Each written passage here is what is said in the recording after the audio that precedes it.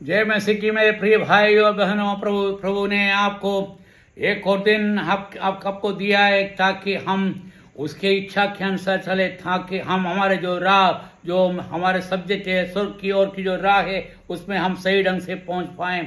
हमारा राह जो है स्वर्ग की ओर है। हर व्यक्ति का डेस्टिनेशन, नहीं तो क्या कह सकते हैं कि हमारा जो अंतिम यात्रा है कहाँ होना चाहिए, वो स्वर्ग की होना चाहिए। और हम उसके बजाय हम कहाँ जा रहे हैं। हमने पिछले 7-8 दिनों से मैं आप लोगों को यही बता रहे थे कि हमारा जो रास्ता हमने चुना है वो नरक का रास्ता है। क्यों भाइयों, आप लोग भाई और बहनों, आप क्या नरक की यात्रा में जाना चाहते हैं? नरक की ओर जाना चाह रहे हैं? आप चाहे नहीं चाहे तो भी आपको शैतान आपको खींच के लेके जाएगा। क्या आप शैतान के पीछे चलना चाहते हो और ताकि आप नरक में जाके पड़े और अनंत जीवन तक उसमें जलता रहे और अपने ताड़ना पाते रहे? अरे ये भूमि में तो इतना ताड़ना, इतना प्रॉब्लम्स है, इतना परेशानी है, इतना प्रॉब्लम्स होने के बावजूद क्या हम इस दुनिया में हमारे 70 या 80 या 100 साल की उम्र तक हम जो दुख और तकलीफ सह रहे हैं, क्या उसके बाद भी हमको दुख और तकलीफ ही सहना पड़ेगा? और हम वो भी अनंत जीवन तक हम ये सोच ले कि हम इस पृथ्वी पर ज्यादा से ज्यादा 60, बाइबल के हिसाब से 70 और 80 साल, ओके 60 और क्या आज के दुनिया में लोगों की उम्र जो है बढ़ गए, 100 साल तक भी जीते, 105 साल तक भी जीते। आपको 105 साल ही इस पृथ्वी पर जीना है और इस 105 साल में आप दुख की तकलीफ उठा रहे हैं। और उसके बाद आपके मरने के बाद आप फिर क्या जाएंगे?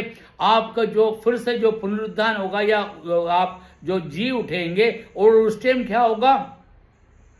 यदि आप पाप रहित नहीं हुआ और यदि आपने परमेश्वर पर विश्वास नहीं किया तो आप कहां जाएंगे? नरक की ओर। वो नरक की जो वास है उसके अंत नहीं है, क्योंकि मैंने आपको शुरू में ही आपको बताया था कि मनुष्य को परमेश्वर ने जो बनाया उसका कारण ये नहीं था कि उसको मारा जाए, वो मर जाए, उनका अनंत जीवन दिया है। अनंत जीवन मतलब जिसका अंत नहीं है, और वो इटर्नल लाइफ, जिसको इंग्लिश में कहते हैं इटर्नल लाइफ। हमको इटर्नल लाइफ दिया, हमें अनंत जीवन दिया हुआ ताकि हम युगानुयुग रहे। और ये छोटा सा जो अपने जीवन जो यात्रा है, ये 100 साल का ये जीवन यात्रा, जैसे आप अनंत जीवन और उसको देखा तो एक बुलबुल के समान है, जो पानी में से एक बुलबुल उठा और जैसे ऊपर आया थक उड़ गए, और इतने ही अपने जीवन है। और इस जीवन को हम दुख और तकलीफ में गुजार रहे हैं, शैतान की गुलामी में गुजार रहे हैं और उसके इच्छा के अनुसार चल रहा है। आप सोचे सब मेरी मर्जी के अनुसार चल रहा है, अरे मैं तो खुश हूं, मेरे को जैसा चाहिए मैं ऐसा जी रहा हूं, अरे मेरे को क्या तकलीफ है बाबा, मेरे को कोई तकलीफ तो है ही नहीं, मैं तो आराम से जी रहा हूं। भाई आप आराम से जी रहे हो, तकलीफ नहीं है, आपको दुख नहीं है, मुसीबत नहीं है, आपको क्या बीमारी नहीं है, ऐसा क्या चीज नहीं है जिसमें नहीं है? अरे आजकल कौन सा बीमारी नहीं है आप लोगों के पास? हर बीमारी है, और उसके साथ कैंसर, उसके साथ आप देखो किडनी का प्रॉब्लम, किसी को हार्ट का प्रॉब्लम, किसी को लंग्स का प्रॉब्लम, किसी को आई का प्रॉब्लम, किसी को हाथ का प्रॉब्लम। भाई प्रॉब्लम्स के ऊपर प्रॉब्लम, हमारे सभी ऑर्गन में एक ना एक खराब होते जाते हैं। और क्या हम और उसके साथ दुख तकलीफ में जा रहा है? और क्या आप उसी प्रकार से जाना चाहता है? यदि आप आज प्रभु यीशु मसीह को उद्धारकर्ता स्वीकार करोगे तो क्या होगा? तुम स्वर्ग की ओर जाओगे। और क्यों? मैं कल आपको बताया था, प्रभु यीशु मसीह हमारे लिए क्रूस पे पड़ा। क्यों? मैंने आपको बोला शैतान आपको कब्जे में लेकर रखा हुआ है, और पैसा शैतान से छुड़ाने के लिए क्या करा? पिता परमेश्वर ने, जो कि परमात्मा है, पिता परमेश्वर ने, उसने क्या करा? आप उसके एकलौता बेटा प्रभु यीशु मसीह को इस पृथ्वी पर भेजकर हमें बचाने के लिए उसने क्या करा? वो अपने आप को शैतान के हाथ में सौंप दिया। अब शैतान ने जैसे उसके हाथ में मिला तो उसने, क्योंकि शैतान के बारे में आपको थोड़ी सी बात कहूं, शैतान वो है स्वर्गदूत में से एक था जो सबसे उत्तम और सबसे बड़ा स्वर्गदूत था। बाकी उसने पाप किया। जब उसने पाप किया तो उसको क्या हुआ? पिता परमेश्वर ने उसको स्वर्ग में से पृथ्वी पर फेंक दिया और इस पृथ्वी पर उसको सड़ने के लिए भेजा गया। और जब यहाँ पर आए तो ये मजा ले रहा है और आपको गलत और बोले कि और उसका अब दुश्मनी किसी से है? पिता परमेश्वर, क्योंकि मुझे क्यों स्वर्ग से भेजा यहाँ पर, मैं स्वर्ग में राजाओं के समान रहता था, मैं स्वर्गदूतों का सरदार था, और मेरे को किस बात की कमी थी। और उनके बारे में बहुत वचन में बहुत सारी बातें कि वो इतना अति सुंदर आदमी था, इतना इतना इतना मजबूत आदमी था, वो आभरणों से भूषणों से भरा हुआ, उसको देखने में कोई कमी नहीं थी। और उसने क्या करा, उसने यही कहा कि मैं परमेश्वर से ऊपर अपना सिंहासन बनाऊंगा, मैं इसका मतलब मैं राज करूंगा, मैं परमेश्वर को अपने पांव जूती के नीचे रखूंगा। बस उसका ये सोचना था, ढम और नीचे गिरे। अब वो बोल रहा है कि वो क्या कहता मालूम है, परमेश्वर आप मेरे सिर्फ सोचने के कारण आपने मुझे भेज दिया, आपने इस आदमी को बनाया जिसको अपने रूप में बनाया। वो क्या कर रहा है, वो देखो हर सेकंड में वो गलती के ऊपर गलती कर रहा है। तो आप उसको किसे न्याय करोगे, आप किस प्रकार से उसको दंड दोगे। परमेश्वर ने बोला वो मेरे बच्चे हैं, मुझे मालूम है उनको ठीक है करना, बाकी और क्या बोले कि बाकी मैं वो शैतान कहता मैं फिर भी आपके बच्चों को नहीं छोड़ूंगा, मैं तो उनको नरक में लेके जाऊंगा, यदि मैं नरक में जाता हूं मैं उसको नरक में लेके जाऊंगा, मैं जहां पर रहूंगा वहां पर रहूंगा। तो आपका बच्चा है ठीक है, मैं देखो मैं कैसा क्या करता हूं। और वो क्या कर रहा है, ये आप मनुष्य को भला फुसला कर उसको गलत राह पर ले जाकर कहां लेके जा रहा है, नरक की ओर लेके जा रहा है, क्योंकि वो तो जलने वाला है, और वो जलने के लिए वो जा रहा है। तो वो क्या कह रहा है कि बोले मैं गया तो इनको भी साथ में लेके जाऊं, और इनको मैं ले जाके मैं क्या करूंगा, ये भी मेरे साथ सड़ेगा, ये मेरे साथ जलेगा, ये मेरे साथ परमेश्वर का दंड का भागी होगा, ताकि वो उनको लगे कि मैंने आप मुझे भेजा, इनको भी तकलीफ दे।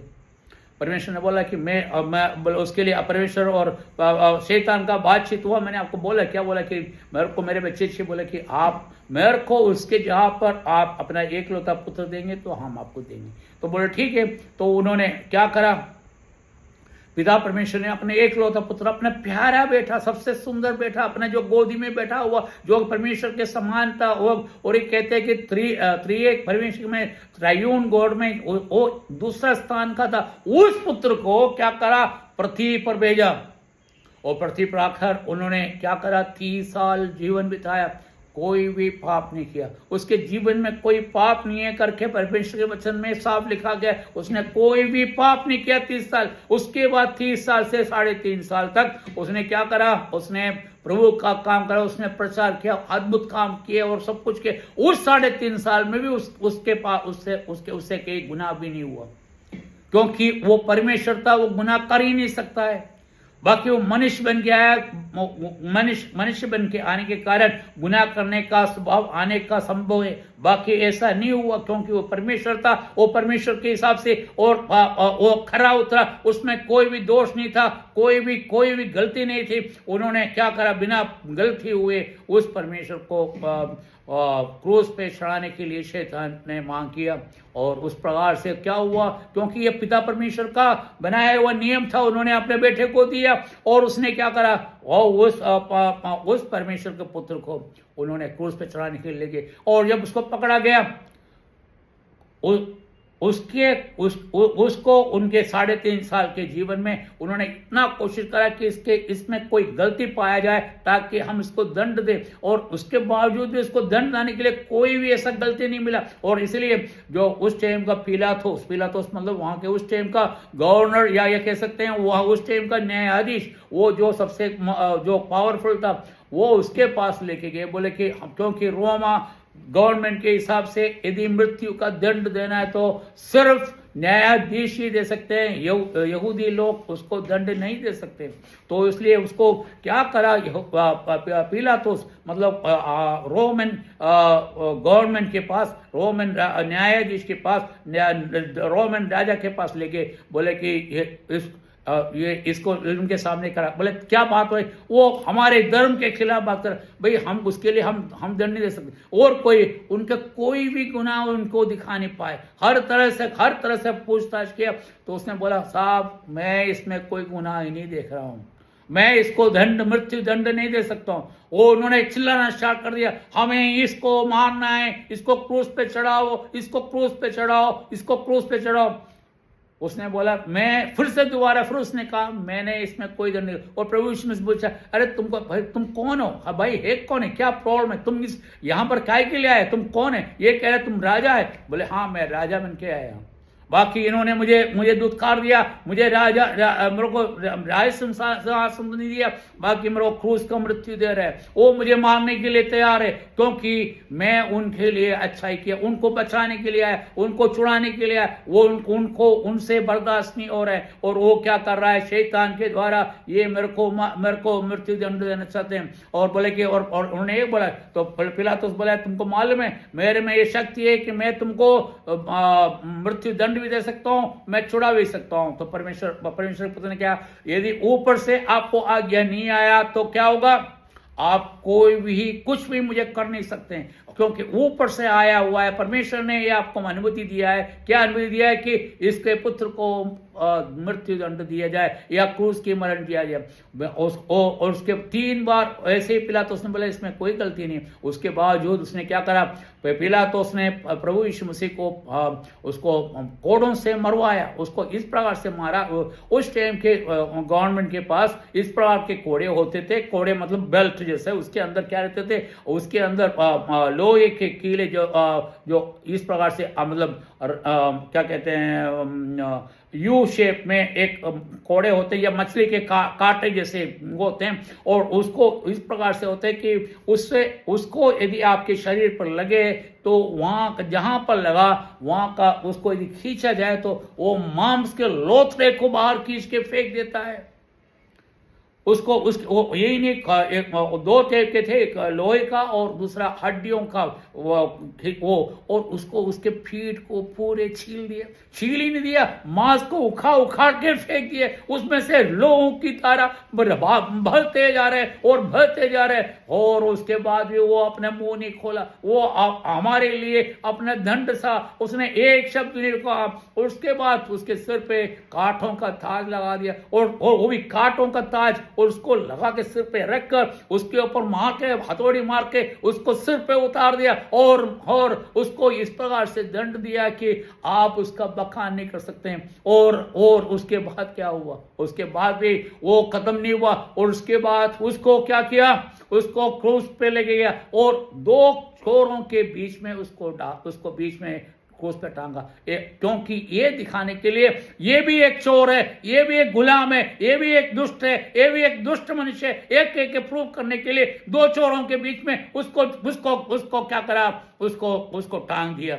और क्या कहते हैं, दोनों पांवों पे कीले ठोके गए, जोर से टांगों पे मारा, और टांगे से रखे उसके ऊपर टांगों पे आपने कीले मारे। उसके हाथों में दोनों हाथ फैला के दोनों हाथों में कीले ठोके, और उस क्रॉस के ऊपर वो इस प्रकार से लटके हुए थे। पूरे शरीर का भार उस 2-3 किलो पर भरा हुआ था। उस किलो में वो पड़े वो दर्द से भरते हुए और इस प्रकार से हुआ कि वो उसका बखान नहीं कर सकते। और ये कहता है कि उसके वो दुख देखकर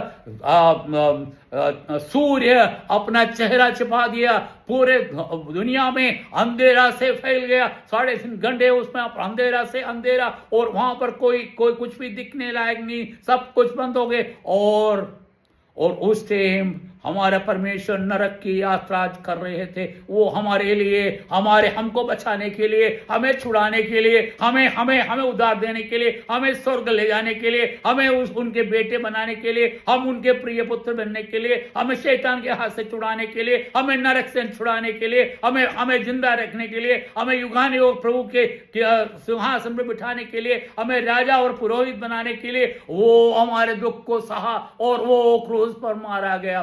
मैं यहां पर रुक रहा हूं, कल मैं इसके बाकी बात को कहूंगा। वो क्रूस पे चढ़ा दिया गया, उसको टांग दिया, और उस प्रकार से लेटे हुए उसका दर्द भरा वो कहानी, वो उसका वर्णन हम कर नहीं सकते हैं। इस प्रकार से उसको दंड दिया, उस दंड का हम बखान नहीं कर सकते हैं।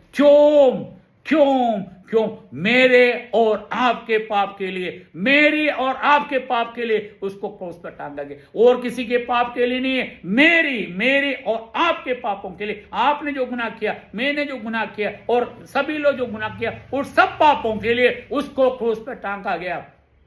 हमारे लिए वो क्रूस पे टांगे गए। ओ प्रभु की धन्यवाद हो आपको। मैंने थोड़ा सा टाइम ज़्यादा ले लिया। मैं अभी यहाँ पर रखता हूँ, कल बाकी बात करेंगे। प्रभु यीशु मसीह की महिमा हो, प्रभु यीशु मसीह की स्तुति हो, प्रभु यीशु मसीह के नाम की धन्यवाद हो। आपसे कल मुलाकात करेंगे। आमीन।